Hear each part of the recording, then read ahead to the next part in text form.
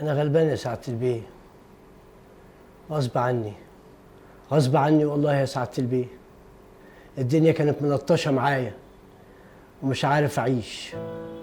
أنا كنت كافي خيري شري وراضي باللي قسمه لي ربنا، لكن أعمل إيه يا سعادة البيه؟ المعايش صعبة ومش ذنبي، مش ذنبي يا سعادة البيه.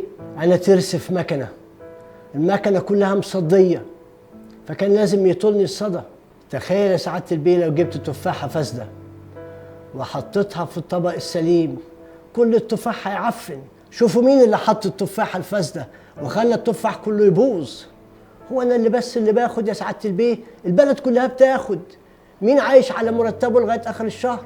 كله فاتح الدرج ومستني السبوبة اللي هتيجي من ورا المصلحة. أمانة عليك يا سعادة البيه، سيء عليك النبي، لا تشوفوا من راس الأفعى واقطعوها، خلي الغلبان يعرف يعيش.